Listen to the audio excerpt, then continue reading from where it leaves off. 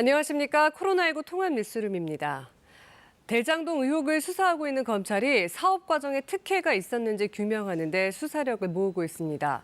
화천대유 전 대표와 성남도시개발공사 임직원 등을 잇따라 불러 조사했습니다. 이유민 기자가 보도합니다. 대장동 의혹을 수사 중인 서울중앙지검 전담수사팀이 이성문 전 화천대유 대표를 소환 조사했습니다. 2015년부터 지난달 사임 때까지 대표이사로 일해 사업 인허가 과정 등을 소상히 아는 인물입니다. 검찰은 이 전 대표를 상대로 사업 추진 과정에서 특혜나 로비가 있었는지 캐물은 것으로 알려졌습니다. 성남도시개발공사의 실무진들도 잇따라 불렀습니다. 대장동 사업 우선협상 대상자 심사에 참여했던 김모 1처장을 소환해 심사 과정에 부당한 압력이 있었는지 등을 조사한 것으로 전해졌습니다. 저는 개발사업 수령업무 담당이었잖아요. 그래서 그 대강 어떤 부분에 대해서는 지난번에 압수수색 나오셨을 때 다 말씀드렸고 오늘 추가로 성남도시개발공사와 화천대유 간의 사업협약 당시 초과이익 환수 조항이 필요하다는 의견을 냈던 한모 팀장은 이틀 연속 불러 조사했습니다. 검찰 수사가 사업 과정의 특혜 의혹에 초점을 맞추고 있는 겁니다. 구속된 유동규 전 성남도시개발공사 본부장 배임 혐의와 함께 윗선 개입 여부에 대해서도 수사를 확대할 것으로 보입니다. 검찰은 조사 대상자들 가운데 진술이 엇갈리는 부분에 대해서는 일부 대질신문도 진행하며 사실관계를 파악 중인 것으로 전해졌습니다. 검찰은 화천대유 관계사 천화동인 1호의 이한성 이사도 소환해 실소유주가 따로 있다는 의혹 등에 대해 조사했습니다. KBS 뉴스 이유민입니다. 대장동 개발을 주도한 화천대유에서 50억 원을 받기로 한 사람들이라며 국민의힘 의원이 국감장에서 6명의 실명을 공개했습니다. 당사자들 법적 대응을 얘기하며 강하게 반발하고 있고 이 명단을 놓고 여야의 공방도 격화됐습니다. 보도에 강병수 기자입니다. 정무위 국감장에서 국민의힘 박수영 의원이 화천대유에서 50억 원을 받기로 한 명단이라며 6명의 실명을 공개했습니다. 정영학 회계사의 녹취록과 복수의 제보에 의하면 50억 약속 그룹으로 권순일, 박영수, 곽상도, 김수남, 최재경, 그리고 홍모 씨입니다. 화천대유에 딸이 재직한 박영수 전 특검, 고문을 맡았던 권순일 전 대법관과 김수남 전 검찰총장, 아들이 재직했던 곽상도 의원, 그리고 최재경 전 청와대 민정수석, 언론계 인사로 알려진 홍모 씨가 대상입니다. 그간 정치권에서는 이른바 리스트가 있다는 설이 있었지만 실명 공개는 처음입니다. 박 의원은 이름이 공개된 사람들이 돈을 받았다는 구체적 증거는 제시하지 않았습니다. 명단이 나오자 민주당은 야당 스스로 국민의힘 게이트라고 자백했다고 주장했습니다. 이 6분 홍모 씨를 제외하고 다 박근혜 정부 때 분들입니다. 지금 박수영 의원님 말씀하신 대로 6분이 실소유자라 그런다 그러면 말 그대로 국민의힘 게이트죠. 이름이 공개된 법조인들은 사실무근이다, 황당하다라며 돈을 받은 일이 없다고 강하게 반박했습니다. 또 박수영 의원이 국회의원의 면책특권을 방패 삼아 허위 사실을 말하고 있다며 법적 책임을 묻겠다는 입장을 내놨습니다. 화천대유 측도 그러한 돈을 주기로 한 사실이 없다며 강한 유감이라고 밝혔습니다. KBS 뉴스 강병수입니다. 최근 구속된 유동규 전 본부장에게 뇌물 3억 원을 건넸다고 지목된 개발업체 대표가 화천대유 관계사인 천화동인 5호와 약정금 소송을 벌이고 있습니다. 이 약정금이 뇌물 폭로에 대한 입막음이었다는 의혹이 제기됐습니다. 천유정 기자가 취재했습니다. 뇌물수수와 배임 혐의 등으로 검찰에 구속된 유동규 전 성남도시개발공사 본부장. 2013년 위례 신도시 개발 과정에서 3억 원의 뇌물을 받은 것으로 검찰은 파악하고 있습니다. 뇌물을 건넸다고 지목된 사람은 한 개발업체 대표 정모 씨입니다. 정 씨는 위례 신도시 개발 과정에서 성남도시개발공사와 민관 합작법인을 설립했던 위례 자산관리의 대주주였습니다. 검찰은 최근 정 씨가 화천대유 관계자들에게 금품을 요구한 정황을 포착한 것으로 알려졌습니다. 유 전 본부장에게 건넨 뇌물 사진을 폭로하지 않는 대가로 150억 원을 요구하는 내용이 정영학 회계사 녹취록에 포함된 것으로 전해졌습니다. 실제 정 씨는 정 회계사 소유의 천화동인 5호를 상대로 30억 원의 약정금 소송을 진행 중이어서 의혹이 더 커지고 있습니다. 정 씨 측은 대장동 사업 초기 남욱 변호사, 정영학 회계사 등과 동업했고 개발 수익을 나누기로 합의했다고 밝혔습니다. 또 150억 원의 수익을 받기로 했지만 정 회계사가 약정했던 90억 원 가운데 30억 원을 주지 않아 소송을 냈다고 해명했습니다. 앞서 정 씨는 지난달 23일 KBS 취재진과 통화에서 해당 금액에 대해 설명했습니다. 일부러 솔직히 조금은 받았는데 안 주고 그래도 옛날에 같이 그렇게 하고 금융등을 같이 했었는데. 검찰은 정 씨 관련 의혹에 대해 필요한 자료를 확보하기 위한 최선의 조치를 하고 있다고 밝혔습니다. KBS 뉴스 천유정입니다. 고발 사주 의혹을 수사 중인 고위공직자범죄수사처가 국민의힘 정점식 의원을 입건하고 사무실을 압수수색했습니다. 제보 사주 의혹에 대해서는 박지원 국가정보원장을 입건하고 본격 수사에 들어갔습니다. 이재희 기자가 보도합니다. 공수처 검사와 수사관 등 9명이 국민의힘 정점식 의원의 국회 사무실을 압수수색했습니다. 고발 사주 의혹과 관련해 정 의원을 피의자로 입건하고 강제 수사에 착수한 겁니다. 정 의원은 앞서 최강욱 의원 고발장 초안을 지난해 8월 당무감사실에 전달했습니다. 이 초안은 손준성 검사가 김웅 의원에게 보낸 것으로 의심되는 고발장과 내용과 형식이 흡사합니다. 공수처는 정 의원이 이 초안을 손에 넣은 경위를 조사하고 있습니다. 김웅 의원과 조모 씨와의 관계에서 오갔다는 그 문건하고는 저는 전혀 상관이 없습니다. 관련된 문서가 없다는 걸 확인하고 빈손으로 돌아갔죠. 공수처는 당시 초안을 바탕으로 고발장을 최종 작성했던 조모 변호사의 사무실도 압수수색해 휴대전화 등을 확보했습니다. 제보자 조성은 씨의 휴대전화 포렌식에선 조 씨와 김웅 의원 간의 통화 내용 녹취 파일을 복원했습니다.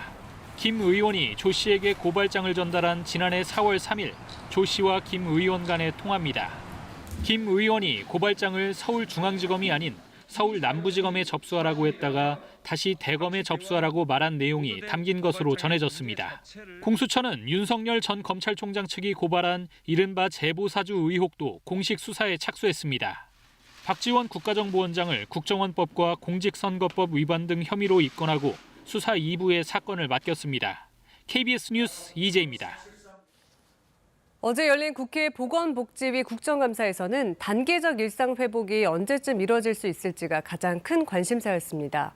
정부는 확진자가 5천 명이 나오더라도 백신 접종률 등을 고려해 계획대로 다음 달부터 방역 수칙을 점진적으로 완화하겠다고 밝혔습니다. 우한솔 기자입니다. 4차 유행이 악화할 경우 하루에 최대 5천 명대 확진자가 나올 수 있다는 게 질병청 전망입니다.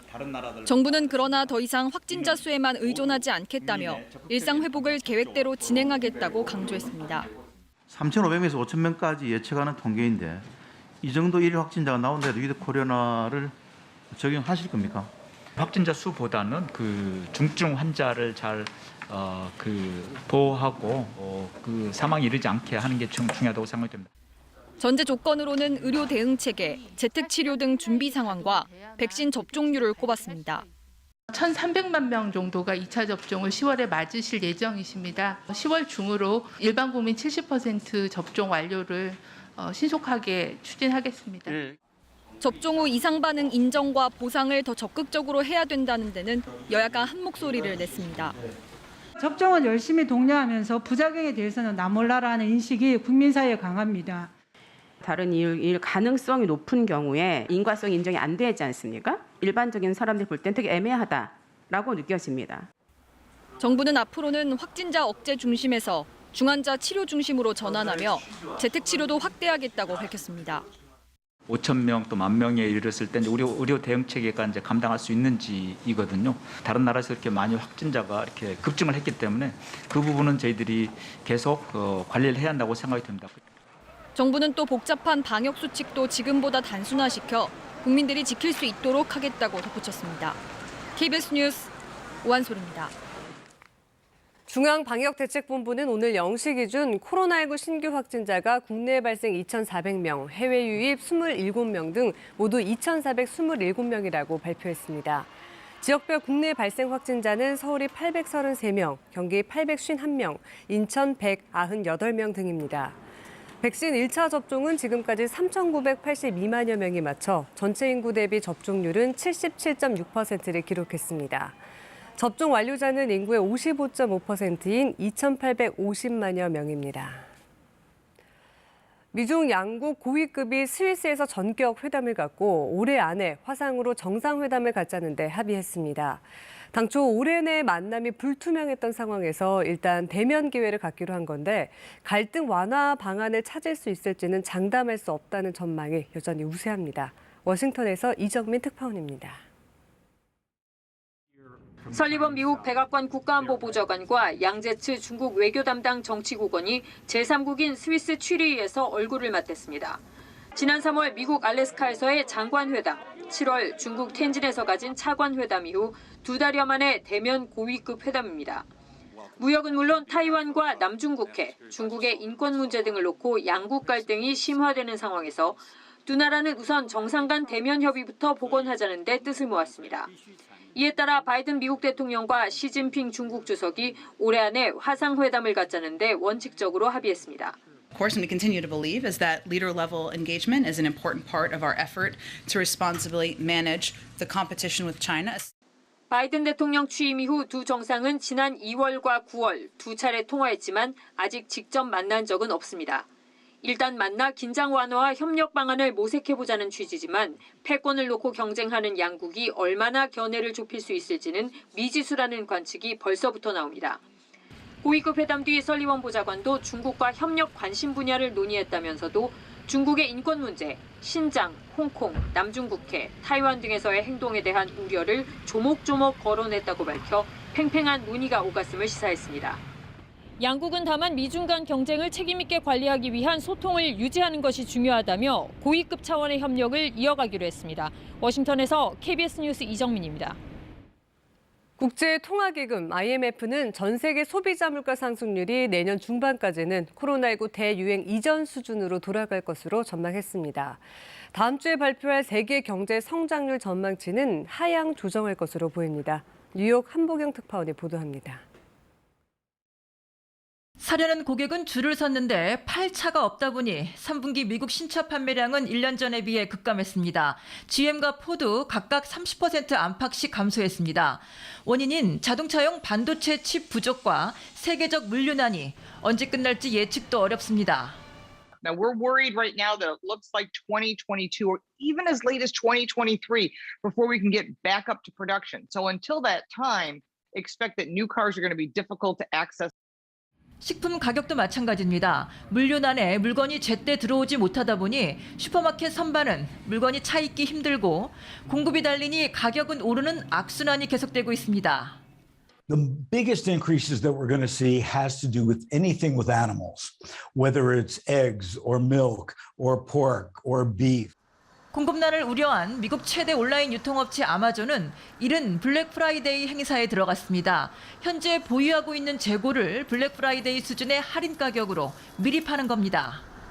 국제통화기금 IMF는 전 세계 소비자 물가 상승률이 내년 중반이 돼야 코로나19 사태 이전의 수준으로 돌아갈 수 있을 것으로 전망했습니다.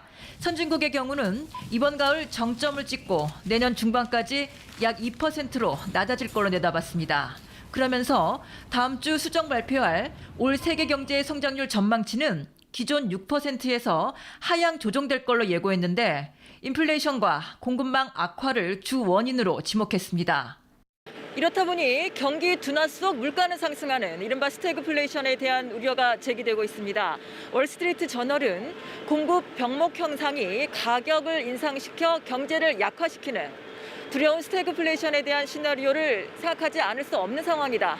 이렇게 보도했습니다. 뉴욕에서 KBS 뉴스 한보경입니다. 이번엔 KB증권 연결해서 오늘의 주식시장 알아보겠습니다. KB증권입니다. 코스피가 전일 미국 증시 상승의 영향을 받으면서 반등세를 나타내고 있습니다. 코스닥 역시 외국인과 기관의 사자에 2% 넘게 강세로 출발했습니다. 이 시각 현재 코스피는 38.85포인트 상승한 2,947.16에 코스닥은 22.86포인트 오른 945.22에 거래되고 있습니다. 간밤 미국 증시는 부채 한도 협상에 대한 기대감에 주요 지수가 일제히 상승 마감했습니다. 이에 코스피가 그 영향을 받으면서 기관회사자의 상승 출발했습니다. 삼성전자가 3나노 양산 계획을 밝히며 장 초반 상승하고 있고 네이버와 카카오가 저가 매수세가 유입되며 동반 오름세입니다.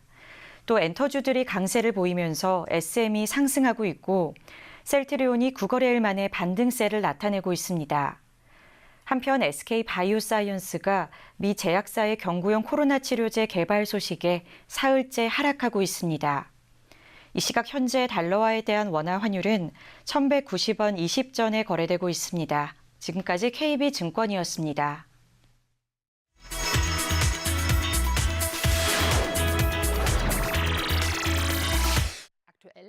덴마크의 수도 코펜하겐에 있는 유명한 인어공주 동상이 최근 저작권 논란에 휩싸였습니다. 코펜하겐 항에는 청동으로 만들어진 높이 125cm의 작은 인어공주 동상이 있습니다. 1913년 조각가 에릭센이 제작한 것으로 코펜하겐의 상징으로 자리 잡았습니다. 그런데 이 동상 때문에 논란이 되고 있는 조각가가 있습니다. 덴마크 북동부 아사하운 지역에서 오래전부터 인어공주 조각상을 만들고 있는 뮤르크 씨입니다. 그가 만든 인어공주 조각상이 코펜하겐의 인어공주 동상과 흡사하다며 조각가 에릭센의 유산을 관리하고 있는 단체는 최근 저작권 침해 소송을 제기했습니다. 하지만 뮤르크 씨는 우연의 일치일 뿐이라는 입장입니다. kann ich nicht sagen, aber mich hat eine Meerjungfrau inspiriert. 그는 자신의 조각품들은 코펜하겐의 인어공주와는 재료도 크기도 다르고 무엇보다 꼬리의 방향도 다르다고 강조합니다. 인어상을 둘러싼 흥미로운 이번 소송은 그 결과와는 상관없이 인어상의 몸값을 더 올려줄 것으로 보입니다. 공룡 화석의 고향으로 불리는 중국 윈난성 루펑에서 최근 공룡 화석 2구가 추가로 발견됐습니다.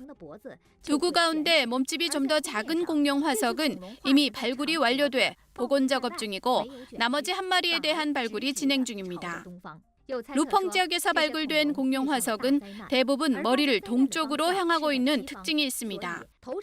이번에 발견된 2구도 머리를 동쪽으로 향한 채 목을 곧게 뻗은 상태였습니다. 恐龙死了之后，大部分呢，它会头会卷起来，正好比如山洪爆发，那么这些龙呢就沉没在水流当中，投向东方。 공룡의 멸종 원인을 설명하는 가설 가운데 6,600만 년 전 소행성 충돌이나 대규모 화산 폭발설이 있는데요. 이번 윈난성 루펑에서 발굴된 공룡 화석이 공룡 멸종 원인과 관련된 수수께끼를 풀 단서를 제공해 줄 수 있을지에 관심이 쏠리고 있습니다. 베네수엘라 수도 카라카스 근교의 숲. 로드리게스 씨 부부는 수년 전부터 나무늘보를 구조하고 보호하는 활동을 하고 있습니다. 우연히 부상당해 차도에 쓰러져 있는 나무늘보를 발견하면서 시작된 것인데 이제는 보호재단까지 설립했습니다. Y de pronto sin quererlo nos convertimos en los rescatistas de pereza de la zona. ¿Okay? Y cuando nos dimos cuenta de lo difícil que era la situación aquí en el país con respecto a estos animales. 대도시 인근인 이 숲은 최근 개발과 산림 벌채가 빠른 속도로 이루어지고 있어 나무늘보의 서식지가 사라지고 있는 상황입니다. 그러다 보니 과거에 없던 개물림 사고, 그리고 감전 사고 등으로 크게 다치거나 죽는 나무늘보들이 늘고 있습니다. 부부가 구조한 56마리 가운데도 17마리는 끝내 중상을 극복하지 못하고 사망하기도 했습니다. 실제로 WWF 세계자연기금은 남미 지역의 숲이 사라지면서 나무늘보들의 서식지가 급격히 줄어들고 있다고 경고하고 있습니다. 이대로 간다면 지구상의 가장 느린 포유동물인 나무늘보의 미소 띤 순한 얼굴도 자칫 못 볼 수 있다는 우려가 나오고 있습니다. 일본의 한 업체의 주택 인테리어 제품 전시장입니다. 이 회사는 지난달 벽지와 바닥재 등의 가격을 최대 18% 올렸습니다. 원자재인 염화 비닐 수지와 나일론 등의 가격이 올랐기 때문입니다. 이 철제 외벽 주택을 건설하는 회사는 지난 8월 외벽재와 지붕 자재 가격을 17%나 인상했습니다. 철판 구매 가격이 지난 1년 동안 30%나 올랐기 때문입니다. 이 같은 가격 인상은 미국과 중국 등 세계 경제가 급속히 회복되면서 원자재에 대한 수요가 폭발하고 있기 때문입니다. 현재 건축 중인 이 아파트에 사용하는 목재와 구리 가격은 물론이고 기둥과 천장, 벽 등에 들어가는 강제 구매 가격이 예상한 것보다 지난 1년간 20%나 올랐습니다. ただ今の現況の材料の値段の高騰ということによって建物の値段が影響しますのでちょっとダブルショックみたいな形で 업체 측은 원자재 가격 인상으로 건축비가 계속 증가하고 있고 이는 고스란히 아파트 가격에 반영할 수밖에 없다고 말합니다. KBS 월드뉴스입니다. 지난달 소비자 물가가 6달 연속 2%대 상승률을 이어갔습니다. 기름값과 외식비, 전셋값 오름세에 라면과 빵 같은 가공식품 가격 인상이 물가 상승을 이끌었습니다. 우현태 기자가 정리했습니다. 마트에 갈 때마다 한 묶음씩 쉽게 집었던 라면. 요즘은 이런 희망사항이 생길 정도로 값이 만만치 않습니다. 품질이 좋아졌으면 좋겠어요. 라면이 좀 짜다든지 또는 양이 좀 적다든지 그런 게 있는 것 같아요. 8월부터 시작된 라면 업계의 인상 바람으로 지난달 라면 값은 1년 전보다 10% 가까이 뛰었습니다. 2009년 2월 이후 가장 큰 오름폭입니다. 빵값도 6% 가까이 오르는 등 전체 가공식품 가격이 2.5% 상승했습니다.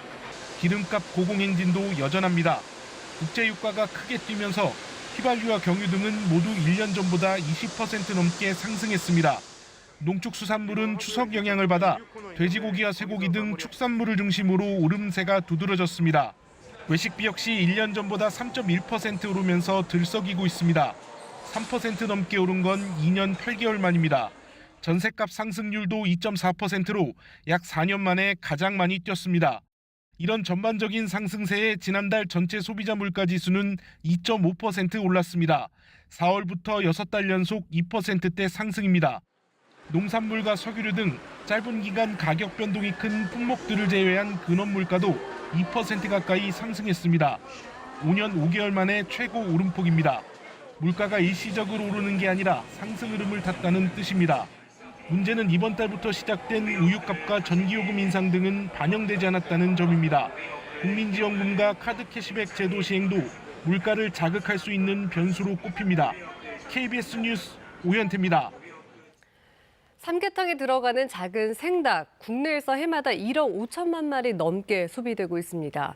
그런데 시장에서 사려면 가격이 만만치 않은데요. 알고 보니 시장 90%를 장악한 닭고기 업체 7곳이 수년간 담합을 해왔다고 공정거래위원회가 발표했습니다. 성민수 기자의 보도입니다. 치킨용 닭 절반 크기의 삼계탕용 생닭. 지난 2011년 여름 성수기를 앞두고 공급 과잉으로 값이 떨어졌습니다. 공정거래위원회는 이 시기에 하림 등 6개 닭고기 제조 판매 업체들이 가격을 담합하기 시작했다고 판단했습니다. 생닭 판매 가격은 한국육계협회가 조사 발표하는 시세를 기준으로 정하는데 이들 업체가 할인폭과 판매 가격을 임의로 바꿔 시세를 조정했다는 게 공정위 조사 결과입니다. 이후에도 2015년까지 8차례 더 가격을 담합한 것으로 보고 있습니다. 이뿐 아니라 7개 업체의 출고량 담합도 적발됐습니다. 출하 시기에 맞춰 병아리 물량을 조절하고 닭고기를 임의로 냉동 비축해 공급량을 줄이는 방식으로 가격을 올렸다는 겁니다. 여름철 삼복 절기 등 성수기에는 가격을 최대한 상승시키고 겨울철과 같은 비수기에는 가격 하락을 최대한 방어하여 자신들의 손익을 개선하기의 목적으로 이번에 적발된 업체의 시장 점유율은 무려 90%. 담합 규모는 1조 원이 넘는 것으로 집계됐습니다. 공정위는 7개 업체에 모두 250억여 원의 과징금을 물리고 혐의가 중대한 하림과 그 계열사 올품은 검찰에 고발했습니다. 이에 대해 업체들은 10여 년 동안 물가 인상에도 닭고기 값은 낮은 수준을 유지하고 있다고 반발했습니다. 또 출고량 조절은 정부의 수급 조절에 따른 것이라고 주장했습니다. 공정위는 토종닭과 치킨용 육개 시장의 담합 행위에 대해서도 조만간 제재 절차에 들어간다는 방침입니다. KBS 뉴스 성민수입니다. 올해로 26회째를 맞는 부산국제영화제가 어제 막을 열었습니다. 올해 영화제는 코로나19를 넘어 진정한 영화 축제의 모습을 되찾았다는 데 의미가 있습니다. 최재훈 기자입니다. 2년 만에 다시 등장한 레드카펫 행사는 부산국제영화제가 명실상부한 축제의 모습을 되찾았음을 알리는 신호탄입니다. 배우 박수담 씨와 송중기 씨의 사회로 진행된 개막식에 이어 개막작 임상수 감독의 행복의 나라로가 상영됐습니다. 올해 영화제에는 70개국 220여 편의 작품이 6개 극장 29개 스크린에서 열흘 동안 펼쳐집니다. 방역 지침으로 좌석은 절반밖에 채우지 못하지만 작품당 1회 상영에 그친 지난해와 달리 올해는 편당 2, 3회 상영합니다. 올해는 이 코로나를 극복하는 그런 전환기가 됐으면 하는 거고요. 그다음에 이제 프로그램의 질이 디지털과 맞춰서 오프라인과 온라인이 동시에 진행되는 그런 영화제로서 올해 아마 대단한 실험을 할 것 같고. 오늘부터 영화 승리호 배우들과 관객이 만나는 오픈 토크를 시작으로 야외 행사도 열립니다. 올해 칸 영화제와 베를린 영화제에서 각기 다른 영화로 상을 받은 하마구치 유스케 감독과 봉준호 감독은 유쾌한 대화 행사를 가집니다. 세계 최초로 상영되는 월드 프리미어 작품이 전체 상영작의 3분의 1이 넘어 아시아 최고의 영화제라는 명성을 이어갔습니다. 올해는 온라인 동영상 서비스, 즉 OTT 업체가 제작한 드라마 시리즈 3편도 영화제에서 첫 선을 보이며 부산국제영화제 울타리를 넓혔습니다. 제작비가 영화 한 편이랑 거의 비슷할 정도이기 때문에 여러분들이 부산영화제를 통해서 전 세계 처음으로 이런 멋진 작품들을 보실 수 있을 것으로 기대됩니다. 영화제는 오는 15일 저녁 영화의 전당 야외극장에서 렁롱만 감독의 폐막작 매연방 상영을 끝으로 막을 내립니다. KBS 뉴스 최재훈입니다. 이번 주 들어 중부지방을 중심으로 비가 내렸다 그치기를 반복하고 있습니다. 오늘은 낮까지 중부지방에 비가 이어지겠고요. 낮 한때 전북과 경북 일부 지역에도 비가 오는 곳이 있겠습니다. 오늘 예상 강수량은 인천과 경기 서해안, 충남 북부 서해안에 5에서 20, 그 밖에 중부와 전북, 경북 북부 내륙에 5mm 안팎으로 양이 많진 않겠습니다. 반면에 비 소식이 없는 남부지방은 10월이 맞나 싶을 정도로 더운 날씨가 이어지고 있습니다. 오늘 낮에도 대구가 28도 등 평년 기온을 2도에서 5도 정도 웃돌겠습니다. 오늘은 오전까지 남부 내륙 지역에 안개가 짙게 끼는 곳이 있겠습니다. 낮 최고 기온은 서울과 춘천, 원주가 22도, 광주와 목포가 27도, 대구와 포항, 울산이 28도로 남부는 25도를 웃돌겠습니다. 바다의 물결은 동해 먼바다에서 2.5m로 일겠습니다. 날씨 전해드렸습니다. 코로나19 통합 뉴스를 마칩니다. 고맙습니다.